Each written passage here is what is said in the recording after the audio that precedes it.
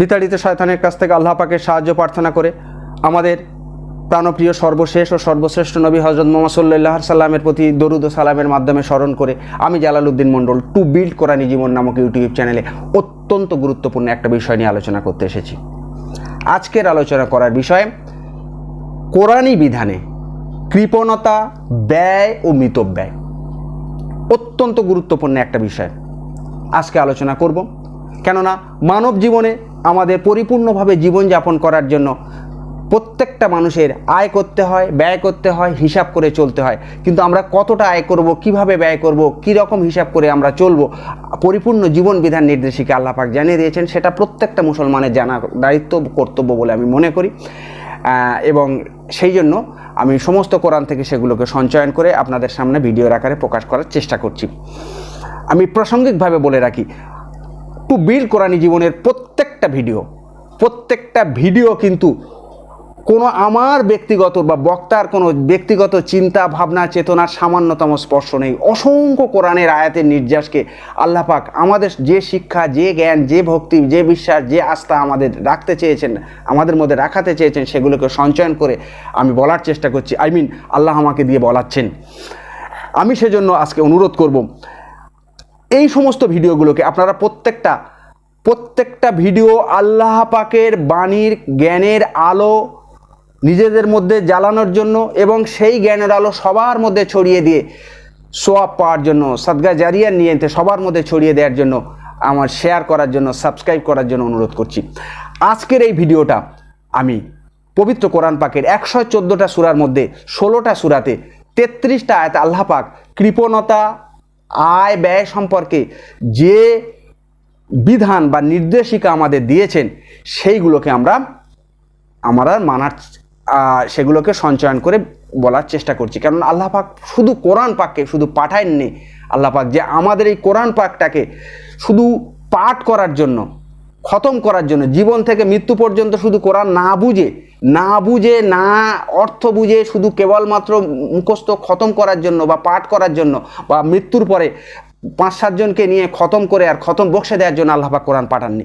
পবিত্র কোরআন পাকে আল্লাহ পাক জানিয়ে দিয়েছেন, কোরআনকে আল্লাহ পাক পাঠিয়েছেন যে আমি এই কোরআনের প্রত্যেকটা বিষয়ের দৃষ্টান্ত দিয়েছি, সর্ববিষয়ের দৃষ্টান্ত দিয়েছি, কেন তোমরা এর থেকে উপদেশ গ্রহণ করতে পারো। আল্লাহ পাক সূরা কমারে অনেকবার বলেছে, 4বার জানতে চেয়েছেন উপদেশ ও শিক্ষা গ্রহণ করার জন্য আমি কোরআনকে সহজ করে দিয়েছি। তোমরা কেউ আছো কি এই কোরআন থেকে উপদেশ বা শিক্ষা গ্রহণ করার জন্য? আবার আল্লাহ পাক বলে দিয়েছেন যে মুসলমান বা আত্মসমর্পণকারীর জন্য প্রত্যেকটা বিষয়ের বিশদ ব্যাখ্যা দিয়ে আমি কোরআনে জানিয়ে দিয়েছি। যারা এই কোরআনী জীবন বিধানে আত্মসমর্পণ করে মুসলমান হতে পারে, এই কোরআনী জীবন বিধানে আত্মসমর্পণ না করে কোরআনী জীবন না গড়তে পারলে সে মুসলমান হতে পারবে না, পরিষ্কারভাবে আল্লাহ পাক জানিয়ে দিয়েছেন। তাই আমরা জেনে নেব আজকে এই বিষয়গুলো। এই ভিডিওটাকে আমি দুটো ভাগে ভাগ করব বিষয়টা নিয়ে। আজকের এই যে 33টা যে 16টা সূরার 33টা আয়াত নিয়ে আলোচনা করছি, আমি এই বিষয়কে 8টা পয়েন্টে ভাগ করেছি। 8টা পয়েন্টের মধ্যে আজকে 4টে পয়েন্ট আমি আলোচনা করব। আজকের যে আলোচনার যে 4টে পয়েন্ট হবে যে আল্লাহ পাক কৃপণতা করা অপছন্দ, কৃপণতা আল্লাহর অপছন্দ এবং কৃপণদের আল্লাহ যে শাস্তি দেবেন বিভিন্ন সূরায় আল্লাহ জানিয়েছেন, 1 নম্বর পয়েন্ট। আর দ্বিতীয় নম্বর পয়েন্টে আল্লাহর পথে বা সৎ কাজে আল্লাহ যে ব্যয়ের আদেশ দিয়েছেন সেটা। 3 নম্বর পয়েন্ট, আল্লাহ কোন সময়ের মধ্যে ব্যয়ের আদেশ দিয়েছেন। আর 4 নম্বর পয়েন্ট, আল্লাহ কাদের জন্য ব্যয় করতে বলেছেন। এই 4টে পয়েন্ট নিয়ে আলোচনা করব। পরের ভিডিও আমি আরও 4টে পয়েন্ট নিয়ে আলোচনা করব এই 33টা সূরার মধ্যে। তাহলে এই কৃপণতা, আয় ব্যয় সম্পর্কে পরিপূর্ণ আল্লাহ পাক যেগুলো আমাদের বলতে চেয়েছেন, তাহলে আমরা দুটো ভিডিওর মাধ্যমে সমস্ত কিছু বুঝে নেব। আমি প্রথমে আলোচনা করি সূরা আল ইমরানের 180 নম্বর আয়াতে আল্লাহ পাক বলেছেন যে আল্লাহ তাঁর অনুগ্রহ করে আমাদের যা দান করেছেন, আমরা যত কিছু আমাদের প্রাপ্তি সমস্ত আল্লাহ পাকের অনুগ্রহ, আল্লাহ পাক দিয়েছেন বলে তাই আমরা পাচ্ছি। আল্লাহ তার অনুগ্রহে আমাদের যা কিছু দান করেন সেই দানে যারা কৃপণতা করে কিয়ামতের দিন সেইগুলো তাদের গলার ফাঁস হবে। আল্লাহ তার অনুগ্রহে আমাদের যা কিছু দিয়েছেন, অর্থ সম্পদ যা কিছু দিয়েছেন, যে আমরা সেই ধনে যদি আমরা কৃপণতা করি সেই ধন আমাদের কিয়ামতের দিন আমাদের গলার ফাঁস হবে। এবং সূরা নিসার আল্লাহ পাক জানিয়ে দিয়েছেন সূরা নিসার 37 নম্বর আয়াতে আল্লাহ পাক জানিয়েছেন, যারা কৃপণতা করে ও মানুষের কৃপণতার নির্দেশ দেন, আল্লাহ নিজ অনুগ্রহে তাদেরকে যা দিয়েছেন সেগুলোকে যারা গোপন করে, আল্লাহ তাদের ভালোবাসেন না। তাহলে আল্লাহ যারা কৃপণতা করেন আর যারা কৃপণতার নির্দেশ দেন, আর আল্লাহ নিজ অনুগ্রহে তাদেরকে যা দিয়েছেন সেগুলো যারা গোপন করে, আল্লাহ তাদেরকে ভালোবাসেন না। এটা পরিষ্কার আল্লাহ পাক সূরা নিসার 37 নম্বর আয়াতে আল্লাহ পাক জানিয়ে দিয়েছেন। আবার আল্লাহ পাক সূরা মুহাম্মাদের 38 নম্বর আয়াতে আল্লাহ পাক বলেছেন, যারা আল্লাহর পথে ব্যয় করে না, আল্লাহ পথে যারা ব্যয় করে না অথচ কার্পণ্য করে যারা, সেই কৃপণদের বলছে আল্লাহ তারা নিজের প্রতি নিজের কৃপণতা করছেন। আল্লাহ পাক জানিয়েছেন যারা আল্লাহর পথে ব্যয় করে না, যারা কৃপণতা করে, তারা সেই সব কৃপণ ব্যক্তিরা তারা নিজেদের প্রতি নিজেরা কার্পণ্য করছে।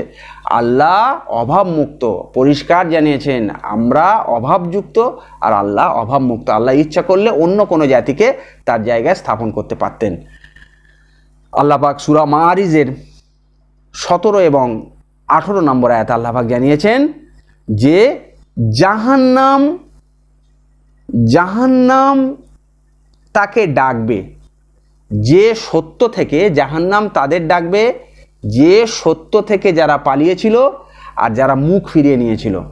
কাদের ডাকবে? সত্য থেকে যারা পালিয়েছিল বা সত্য থেকে যারা মুখ ফিরিয়ে নিয়েছিল, আর যারা কি করেছিল? সম্পদ জমা করত আর বারবার তা আঁকড়ে ধরে রাখত।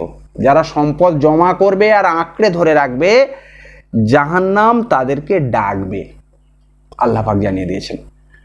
আল্লাহ পাক সূরা লাইলের 8 থেকে 11 নম্বর আয়াতে আল্লাহ পাক বলেছেন, কেউ ব্যয়কুণ্ঠ বা কৃপণ হলে, নিজেকে স্বয়ং সম্পূর্ণ মনে করলে, ব্যয়কুণ্ঠ বা কৃপণ হলে আর নিজেকে স্বয়ং সম্পূর্ণ মনে করলে ও যা ভালো তা বর্জন করলে, কঠোর পরিণামের পর তাদের কঠোর পরিণামের পথ আল্লাহ পাক সহজ করে দেবেন। অর্থাৎ আল্লাহ পাক তাদেরকে কঠোর পরিণামের দিকে আল্লাহ পাক ঠেলে দেবেন। আল্লাহ পাক সূরা হুমাজার 1 থেকে 4 নম্বর আয়াত আল্লাহ পাক বলেছেন, আল্লাহ পাক দুর্ভোগ কামনা করেছেন। কাদের দুর্ভোগ? প্রত্যেকের জন্য যারা সামনে পিছনে লোকের নিন্দা করে।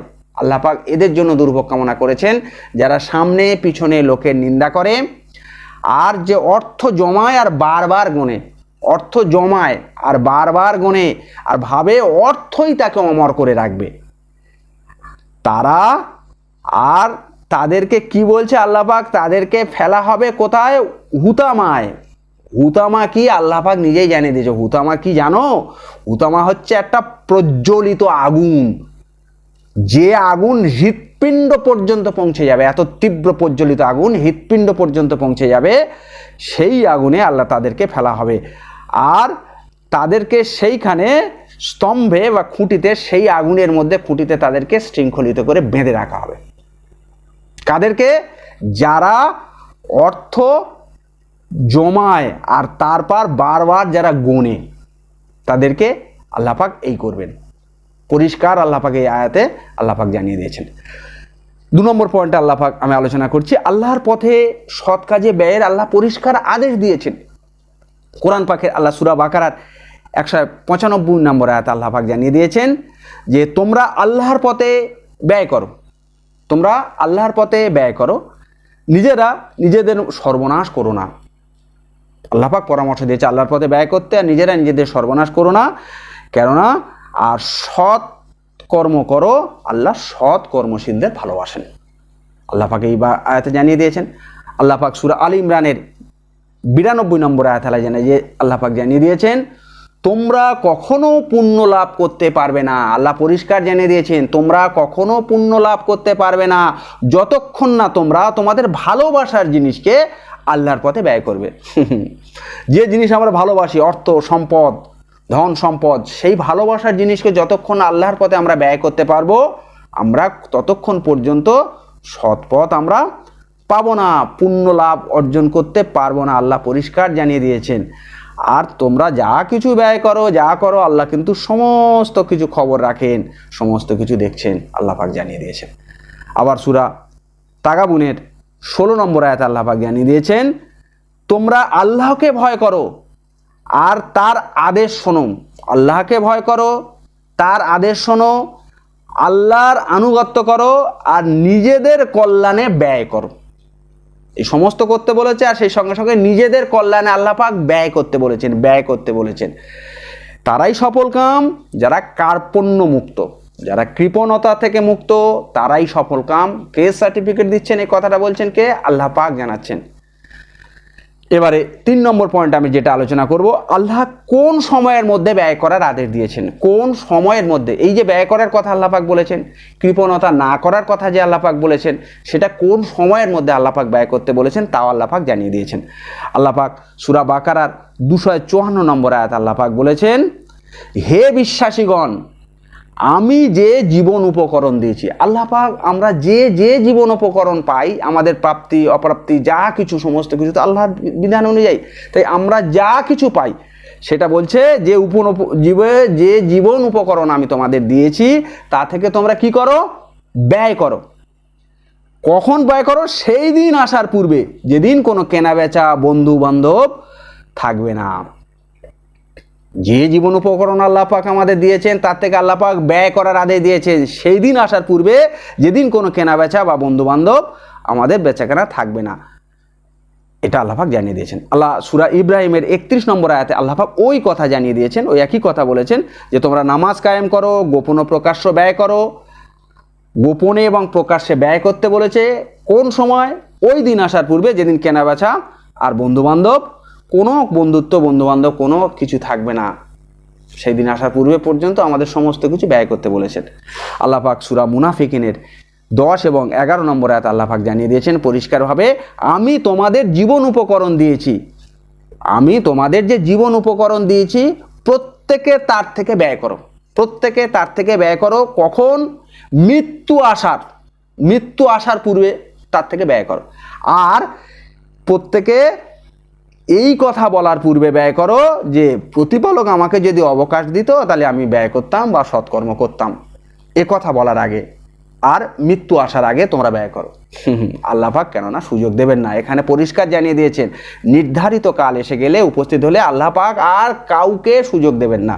তাই আল্লাহ পাক নির্ধারিত সময় আসার পূর্বে, অর্থাৎ মৃত্যু আসার পূর্বে আমাদের ব্যয় করার জন্য আল্লাহ পাক আদেশ দিয়েছেন। আল্লাহ পাক যে সম্পদ, যে অর্থ আমাদের দিয়েছেন তার থেকে ব্যয় করার আদেশ দিয়েছেন। এবার 4 নম্বর পয়েন্ট, যে পয়েন্টে শেষ পয়েন্ট আমার আজকের আলোচনার, অবশ্যই আল্লাহ পাক কাদের জন্য ব্যয় করতে বলেছেন। এই যে ব্যয় করতে বলেছেন, আমরা জেনেছি আল্লাহ পাক কৃপণতা করতে বারণ করেছেন, নিষেধ করেছেন। আল্লাহ পাক আল্লাহর রাস্তায় ব্যয় করতে বলেছেন। আল্লাহ পাক কোন সময়? মৃত্যুর আগে ব্যয় করতে বলেছেন। মৃত্যুর আগে আল্লাহ পাক আমাদের ব্যয় করতে বলেছেন, এবং কাদের জন্য ব্যয় করতে বলেছেন আল্লাহ পাক এখানে বলে দিয়েছেন। আল্লাহ পাক সূরা বাকারার 215 নম্বর আয়াত আল্লাহ পাক বলেছেন, তারা জানতে চায় তারা কি খাতে ব্যয় করবে। তারা জানতে চায় তারা কি খাতে ব্যয় করবে, বলে দাও তোমরা যে সম্পদ, সে সম্পদ ব্যয় করবে তা পিতা মাতা, মনে রাখবে সর্বপ্রথম পিতা মাতার জন্য আল্লাহ পাক ব্যয় করতে বলেছেন। পিতা মাতা, তারপর আত্মীয় স্বজন, এতিম, মিসকিন, মুসাফিরদের জন্য ব্যয় করতে বলেছেন। তাহলে আল্লাহ পাক পিতা মাতা, আত্মীয় স্বজন, এতিম, মিসকিন, মুসাফিরদের জন্য আল্লাহ পাক ব্যয় করতে বলেছেন। আর যা ভালো কাজ করো তোমরা, আল্লাহ সমস্ত কিছু জানেন।